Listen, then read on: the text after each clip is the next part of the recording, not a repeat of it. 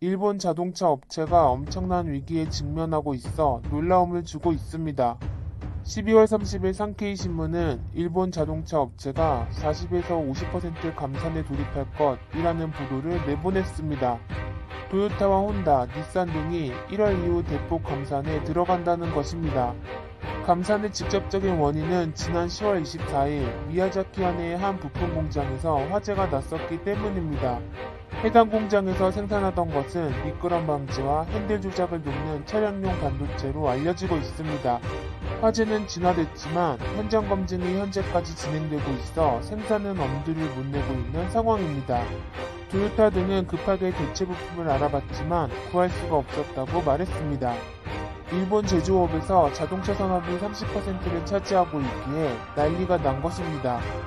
이런 사실을 알게 된 일본인들은 1,400개가 넘는 댓글을 남겼는데 그 일부 반응을 보면 반도체 한 개사가 다운된 것만으로도 대폭 감산입니까? 몇 번이나 제 경험이 있었는데 매우 한심한 생각이 듭니다.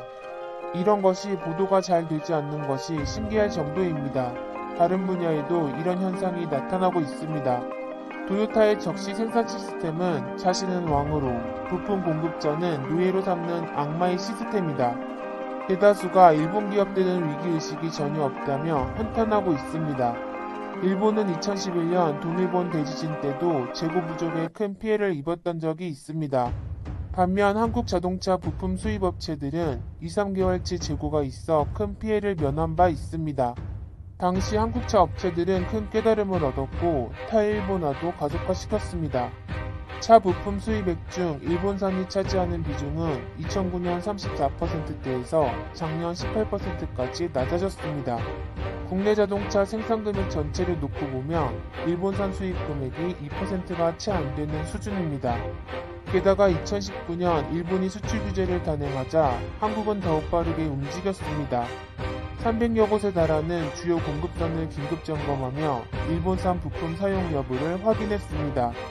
한국 자동차 업체의 국산화율은 95%에 이르지만 혹시나 모를 대비를 한 것입니다. 국산으로 대체가 가능한지와 타 국가로의 수입처 다변화 가능성까지 조사했습니다. 일본발 리스크를 크게 줄여놓고 최악의 경우에도 대비할 수 있게 시스템을 구비한 것입니다.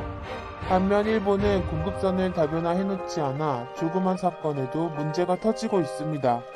현재 글로벌 차 업계에서는 차량용 반도체 확보 전쟁이 일어나고 있습니다. 작년 초 코로나 사태로 글로벌 반도체 업체들은 자동차용 제품 생산을 줄였고 소비가 늘어난 개인 산업이나 가전제품용 반도체 생산을 확대했습니다. 독일 보시나 콘티넨탈 등 초대형 부품사들마저 개인 회사와 계약을 했을 정도입니다. 이런 상황에 글로벌 자동차 수요가 생각보다 빠르게 회복하자 문제가 더 커진 것입니다. 공급 부족에 대비하지 못한 곳은 중국 업체들도 마찬가지입니다. 중국은 자동차용 반도체 수요의 90%를 수입에 의존하고 있고 12월부터 생산 차질을 빚고 있습니다. 폭스바겐과 합작한 중국 업체들까지 난항을 겪고 있다는 보도가 나오고 있습니다. 이는 NXP와 르네사스 등에서 필요한 만큼의 물량을 공급받지 못했기 때문입니다. NXP와 르네사스 등은 생산 라인 없이 반도체 설계만 하는 팹리스 업체들입니다. 이들이 발주한 물량은 파운드리 업체가 맡아 생산하고 있습니다. 하지만 반도체 수요가 급증하면서 차량용 반도체를 생산할 파운드리마저 부족해진 것입니다.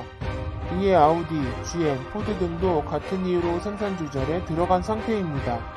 차량용 반도체 점유율은 네덜란드 NXP가 12%, 독일 인피니온 10%, 일본 르네사스 10% 정도입니다.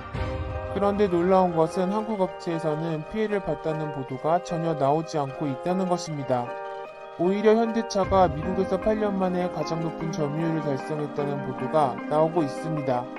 한국도 차량용 반도체에 있어서는 상당수를 해외에 의존하고 있습니다. 하지만 한국 업체들은 포기하지 않고 국산화 노력을 진행했습니다.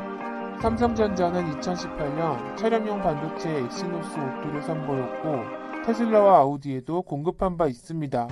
반도체 비전 2030에도 차량용 반도체가 핵심 분야로 포함되어 있습니다.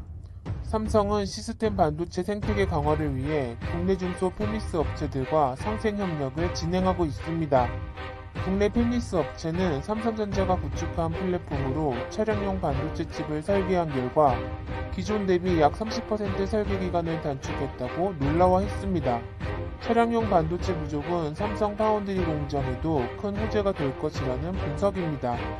해당 분야에서 삼성 파운드리 고객사는 3년 전에 비해 1.6배 늘어난 상태입니다.